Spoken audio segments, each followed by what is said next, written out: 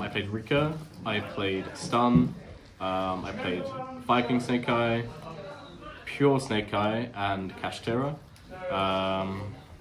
And yeah, I went XO1, drew against Viking Snake Eye, but other than that, all wins. Yeah, I'll get into it. So, main deck, easy part, it's 3 Aliber, 3 Branded Fusion, 3 Opening, 3 Others, mandatory to play all of these, 3 Cartesian, so a lot of this play 2. I play 3 because it's important to play through things, and I'm on a slightly higher deck count, so increase consistency in seeing these. Those are all fairly self-explanatory. I play Tragedy, Adlib, Quem, Courier, double branded red, Lost, High Spirits, Retribution for like the other weird one-off branded cards. I feel like you do need 2 branded red. There's a lot of lines where you might add this in end phase and then activates it, or you need 1 to like break a board and then 1 to set. So I think this is correct, and the 1 High Spirits doesn't come up often, but it's not too bad of a draw.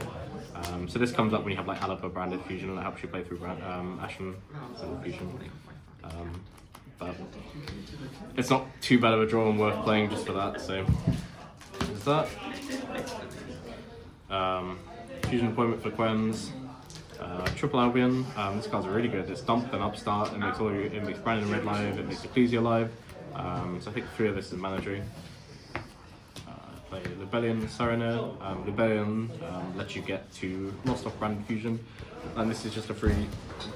It's just a dump off Grang to get Spawning Grave.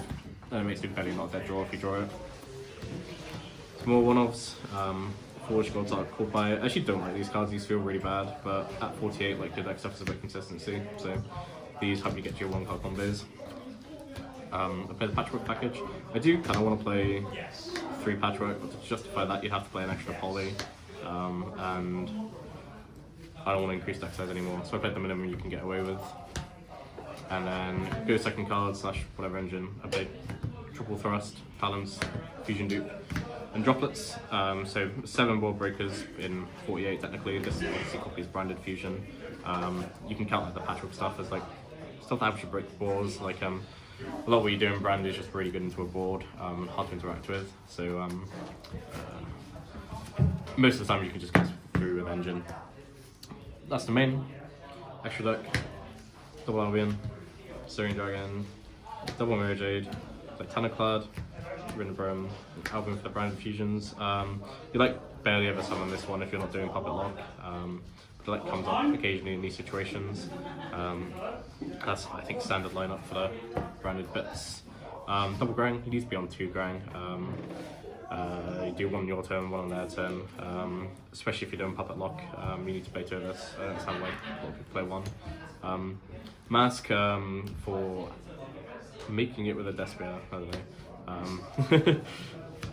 It's got the pay life effect, which obviously good in time, and it chump blocks in time as well, so it's just a very good utility card, and it's also something you can make with poly with if you just have like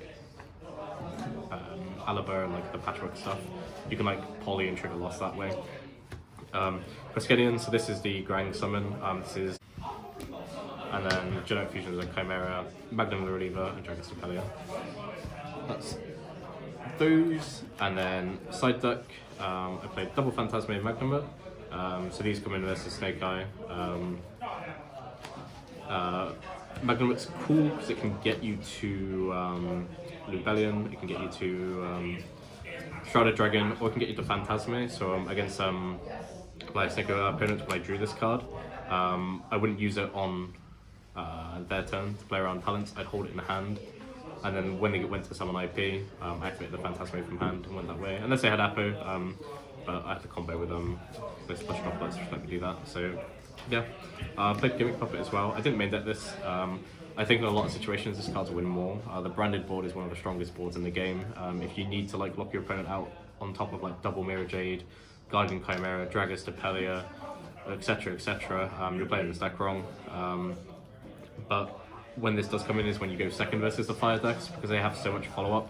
You might be able to break the board, but you might not be able to set up enough to stop yourself from dying on the follow-up turn. So what you do is you break the board, and then you just set up Gimmick Puppet Lock, and that wins from there. I played triple Magical Spring.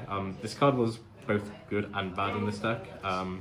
Previously I've played it in decks that had other ways to deal with a back row like SP.